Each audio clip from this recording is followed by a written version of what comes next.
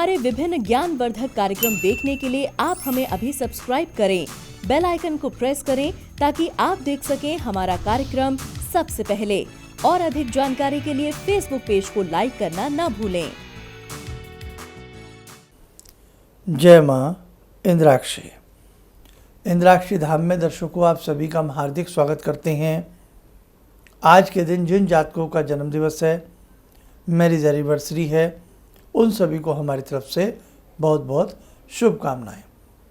आज का पंचांग 15 सितंबर, दिन मंगलवार, सन 2020, कृष्ण पक्ष, आश्विन माह, संवत 2077। आज तिथि त्रयोदशी है, नक्षत्र आश्लेषा है, राहु काल 3 से 4:30, दिशा सूल उत्तर दिशा। पितृपक्ष चल रहा है और अपने अपने हिसाब से सभी अपने पितरों का श्राद्ध तर्पण आदि कर रहे हैं। और एक चीज़ आपको और हम बताएं कि जिनकी तिथियां जिन्हें भान ना हो, जो अपने पूर्वजों की तिथियां भूल गए हों, उनके लिए आप श्राद्ध जो कर सकते हैं अमावस्या का कर सकते हैं। 17 सितंबर की अमावस्या है। आज हम कुछ आपको पितृ सुख के बारे में आपकी कुंडली के योग बताना चाहते हैं। कई बार बहुत लोगों के ऊपर से माता पिता का साया बहुत छोटी सी उम्र में ही छिन जाता है और कुछ लोगों को माता पिता होते हुए भी उनका सुख नहीं मिलता। कैसे?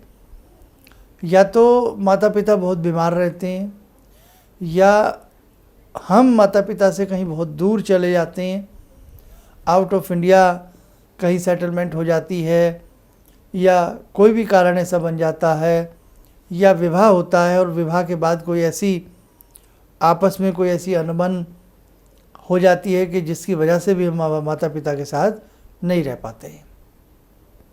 इंसान की कुंडली हो या उसके हाथ की रेखाएं हों, उसमें माता पिता के सुख का ब्यौरा छिपा होता है। तो कैसे वो पता लगता है? आपके पास, बहुत लोगों के पास अपनी अपनी जन्म पत्रिकाएं भी होंगी।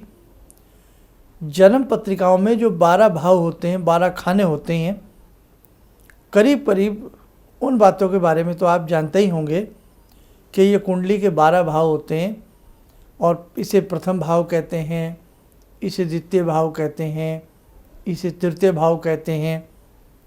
इतना तो आपको सारा मालूम ही होगा।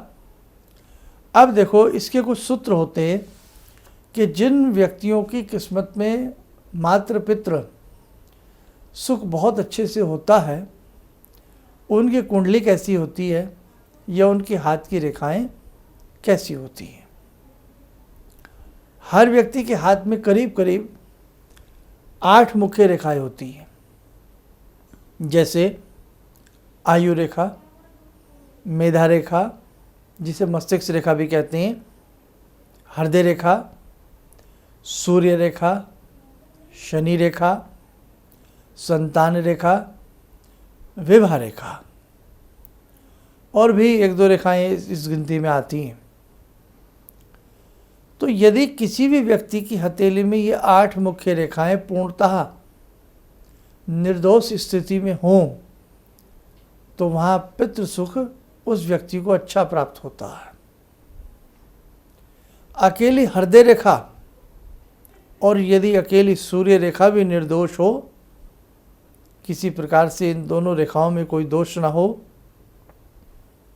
तो भी हमने देखा है कि ऐसे व्यक्ति को पितृ सुख अच्छा प्राप्त होता है। यदि हम कुंडली से बात करें, दशमेश गुरु शुक्र के साथ हो, यदि आपकी जन्म पत्रिका में दशमेश गुरु शुक्र के साथ हो, यानी कि 10वें स्थान का स्वामी गुरु और शुक्र के साथ बैठा हो, कहीं भी युतिबद्ध होकर के, ऐसी स्थिति में ऐसे जातक को पितृ सुख भरपूर मिलेगा। दूसरी स्थिति, नवमेश उच्च स्थिति का हो, नवम भाव के स्वामी उच्च स्थिति में हो, चाहे वो जन्म पत्रिका के कुछ भाव ऐसे होते हैं, वहाँ ग्रह बैठ जाए तो उसे बहुत अच्छा नहीं माना जाता। लेकिन नवमेश जो है ये परम उच्च का हो और कुंडली के किसी भी भाव में विद्यमान हो, बस शर्त ये हो कि वो किसी पापी ग्रह के साथ ना हो। स्वयं पापी ग्रह है तो बात अलग है, लेकिन किसी पापी ग्रह के साथ ना हो। ऐसी स्थिति में मातृ पितृ सुख अच्छा प्राप्त होता है। सूर्य मंगल यदि किसी व्यक्ति के निर्दोष स्थिति में दसम भाव में विद्यमान हो, सूर्य और मंगल दसम भाव में विद्यमान हो, ऐसी स्थिति में भी उस जातक को पितृ सुख की अच्छी प्राप्ति होती है। आगे बढ़ें। सूर्य पाप ग्रहों से रहित होना चाहिए और पाप ग्रह होकर के दसम भाव में न बैठे। सूर्य पाप ग्रहों से रहित हो और कमजोर दृष्टि का दसम भाव में विद्यमान ना हो। ऐसी स्थिति भी पितृ सुख के हिसाब से लाभकारी बनती है। एक चीज़ और बताएं आपको, आपकी हथेली में मंगल 2 स्थानों पर होता है। अंगूठे के नीचे मंगल होता है, चंद्रमा से गद्दी नुमा स्थिति से थोड़ा सा ऊपर को मंगल होता है, और इंडेक्स फिंगर के नीचे ये होता है गुरु पर्वत, इसे कहते हैं जुपिटर, यानी कि गुरु पर्वत, जुपिटर माउंट। आपकी हथेली में अंगूठे से नीचे बहुत ज़्यादा क्रॉस नहीं होने चाहिए, आड़ी तिरछी रेखाएं, और चंद्रमा के ऊपर बहुत ज़्यादा आड़ी तिरछी रेखाएं नहीं होनी चाहिए। यानी कि आपकी हथेली के मंगल ई और मंगल बी, यानी कि मंगल ए कह लो, बी कह लो, फर्स्ट कह लो, सेकंड कह लो, मंगल निर्दोष स्थिति में होगा तो भी मातृ और पितृ सुख की भरपूर मात्रा आपको मिलेगी। मतलब उनका, वैसे तो माता पिता संसार में कहीं भी हों वहीं से अपने बच्चों का आशीर्वाद देते हैं, लेकिन कई बार बच्चे ही ऐसे हो जाते हैं तो बात अलग होती है। तो यदि आपकी हथेली में, दोनों हथेलियों में आपके मंगल निर्दोष स्थिति के हैं तो भी आपके लिए मातृ पितृ सुख अच्छा रहेगा। ऐसे ही आपके गुरु, आपके जुपिटर, ये शनि होता है बीच वाला, आपके गुरु इधर ढलके हुए ना हों और ना आपके गुरु बाहर की तरफ ढलके हुए हों, मतलब उनका ढलान, पर्वतों का ढलान भी देखा जाता है हथेली में, तो आपके गुरु का ढलान ना शनि की तरफ हो और आपके गुरु का ढलान न बृहस्पति की, इधर बृहस्पति का बाहर आता हो। ऐसी स्थिति बनी हो, यानी कि बृहस्पति अपनी जगह पर ही स्थित हों, ना वो शनि की तरफ झुकते हों और ना वो बाहर निकलते हों। ये स्थिति भी शुभकारी होती है। मातृ पितृ के सुख से वो व्यक्ति वंचित नहीं रहता। कई बार बच्चा ढंग से सांस भी नहीं ले पाता, बहुत छोटा सा होता है, उसकी माँ उससे जुदा हो जाती है। कई बार माता पिता दोनों ही उसके भाग्य में नहीं होते, और जो शेल्टर, जो शरण एक बच्चे को अपनी माता पिता की गोदी में मिलती है ना, वो संसार की कोई छत उन्हें वो सुख नहीं दे सकती। माता पिता एक बच्चे के लिए एक बहुत बड़ी शेल्टर हैं, एक बहुत बड़े मार्गदर्शक भी हैं, एक बहुत बड़े गुरु भी हैं, और माता पिता से बड़ा संसार में कोई शुभ चिंतक भी नहीं हो सकता। सब नसीब का खेल होता है, हकीकत है ये बात। उन बच्चों की किस्मत में क्या लिखा होता है जो बच्चे पता ही नहीं लगता माता पिता से जुदा हो जाते हैं। ऐसे माता पिता हैं बेचारे, तड़फ करके बैठ जाते हैं कि हमारा बच्चा चोरी हो गया, हमारा बच्चा न जाने कहाँ चला गया, हमारे बच्चे को कौन ले गया। ऐसी घटनाएं भी आती हैं ना। उन बच्चों का नसीब देखो, कई बार तो वो बच्चे जीवन में बिछड़ करके कभी माता पिता से मिल ही नहीं पाते, दोबारा न मातृ पितृ की छाया उन्हें मिल ही नहीं पाती है। वो बच्चे भी देखो जो ऑर्फन प्लेसेस में, अनाथ आश्रम में पलते हैं और बड़े होते हैं, या कहीं कोई उनको अपने साथ माता पिता का रूप दे करके ले जाता है।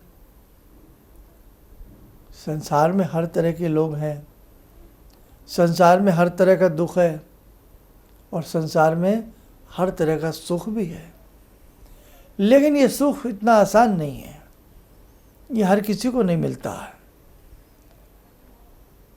बहुत पसीना बहाना पड़े तो भी ज़रूरी नहीं कि सुख की छाया और मातृ पितृ की छाया हर व्यक्ति को मिल जाए।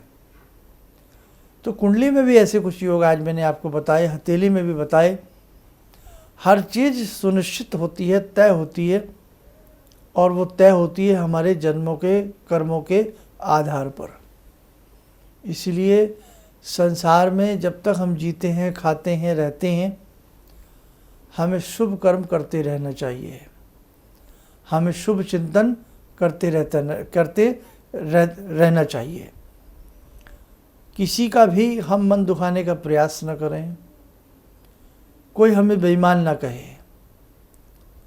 बहुत सारी बातें हैं जो समय समय पर हमें अपना स्वयं का आत्म अध्ययन करना चाहिए। पितृपक्ष है, माता पिता का ऋण तो कभी हम उतार ही नहीं सकते, लेकिन उनकी रेस्पेक्ट के लिए, उनके एक हम्बल मेमोरी के लिए और शास्त्रोक्त विधान के लिए और अपने धर्म के अनुसरण के लिए हमें श्राद्ध जरूर करना चाहिए। बहुत लोग पिंड छुटा लेते हैं, बस गया जी चले गए, हाथ झाड़ा है, अब तो कभी कुछ करने की ज़रूरत ही नहीं है। भाई मेरा मंतव्य ये नहीं है, फिर भी हमें माता पिता के लिए निमित्त श्राद्ध पक्ष में कुछ ना कुछ करते रहना चाहिए। माता पिता कोई भूलने वाली पुस्तक नहीं है, माता पिता कोई भूलने वाले शब्द नहीं है। वो हमेशा हमारे दिल में रहते हैं, ताज़ा रहते हैं। हमेशा उनका आशीर्वाद परोक्ष अपरोक्ष रूप में हम सबको मिलता रहना चाहिए। इसलिए दर्शकों, यदि आपने अपने पितरों के निमित्त इस बार कुछ न किया हो तो 17 सितंबर की अमावस्या है, उस दिन उनके नाम से आप जरूर कुछ न कुछ करिएगा। कल हम एक विशेषांक आपको बताएंगे कि बहुत लोगों की तड़फन होती है कि उनका विवाह नहीं हो पाता सही समय पे, बहुत बच्चे बड़े हो जाते हैं। तो ऐसे कुछ योग बताएंगे कि जिनका विवाह आप कुंडली से पता लगा सकते हैं कि इनके ऐसे ग्रह हैं और इनका विवाह ज़रूर होगा। कुछ लोग तो निराश ही हो जाते हैं कि शादी नहीं होगी, तो वो बातें कल रहेंगी। आइए समय चला आज की ध्यानमाला का जुड़ते हैं भगवान श्री कृष्ण से।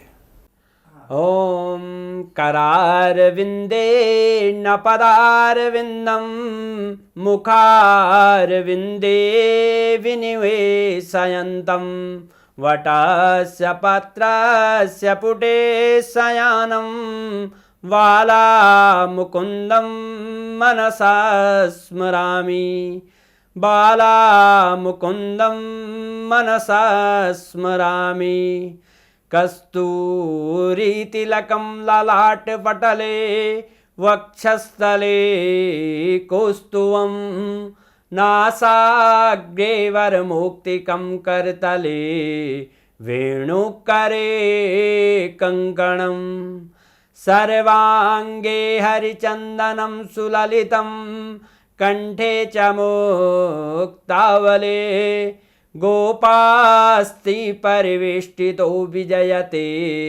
गोपालचूडामणि शान्ताकारं भुजगशयनं पद्मनाभं सुरेशं विश्वाधारं गगनसदृशं मेघवर्णं शुभांगं लक्ष्मीकान्तं कमलनयनं योगवृद्ध्यानगम्यं वन्दे विष्णुं भवभयहरं सर्वलोकैकनाथं। ध्यान करें भगवान श्री योगीराज का आशीर्वाद हम सबके ऊपर बरस रहा है।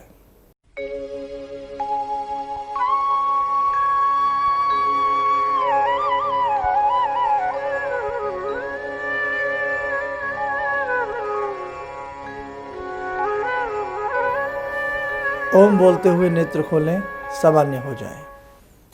देखो दर्शकों, इस जीवन में शुभ कर्मों का संचय हमेशा करते रहना चाहिए। एक अशुभ कर्म न जाने कितने अशुभ कर्म कराता है। कहते हैं ना, एक झूठ बोलने के बाद न जाने कितने झूठ बोलने पड़ते हैं सच को छिपाने के लिए। इसलिए ध्यान रखें, आज के इस पर्यावरण में बहुत लोग दुखी हैं, कुंठित हैं, निराश हैं, परेशान हैं, और बहुत परेशानियों का कारण व्यक्ति स्वयं भी होता है। इसलिए समय जब भी मिले, रात में एकांत में हमें आत्मचिंतन करते रहना चाहिए कि हमसे कुछ गलत तो नहीं हुआ, हमसे कोई गलती तो नहीं हो रही, हमारी पूजा पाठ में कहीं हम आलस्य तो नहीं कर रहे, कहीं हम किसी का मन तो नहीं दुखा रहे। इन सब चीज़ों का एक बार अध्ययन, रिवीजन करते रहिए, आपके जीवन में कदापि दुख नहीं आएगा। इन शब्दों के साथ हम अपनी वाणी को विराम देते हैं। जय माँ इंद्राक्षी। आपने कहा कि शरीर में कोई परेशानी हो, दैहिक दैविक भौतिक तापा, राम राज नहीं काहू व्यापा। इसके बाद मैंने उसका जप शुरू किया और धीरे धीरे मेरे को अच्छा लगने लगा। और मैंने कहा कि अब पंडित जी से कैसे जुड़ूं, क्या जुड़ूं, तो मैंने कहा कैसे करूं। मैं बोली ईश्वर अगर सही है, माँ भगवती की मेरे पर कृपा है, तो ज़रूर मेरा कोई ना कोई रास्ता निकलेगा। तो ये सारी चीज़ें मेरे को ईश्वर की कृपा से आपका साथ मिला और मेरे अंदर की श्रद्धा थी जो मैं आपसे जुड़ी सनातन धर्म के प्रति। और हमने जहाँ जन्म लिया है उस धरती के ऋण को हमको अदा करना है, इसलिए आपके चरणों में मैं। किसी भी समस्या के समाधान के लिए मिले प्रसिद्ध हस्तरेखा एवं वास्तु विशेषज्ञ प्रोफेसर धर्मेंद्र शर्मा जी से।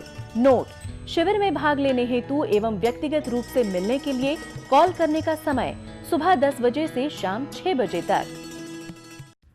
हमारे विभिन्न ज्ञानवर्धक कार्यक्रम देखने के लिए आप हमें अभी सब्सक्राइब करें, बेल आइकन को प्रेस करें ताकि आप देख सकें हमारा कार्यक्रम सबसे पहले। और अधिक जानकारी के लिए फेसबुक पेज को लाइक करना न भूलें।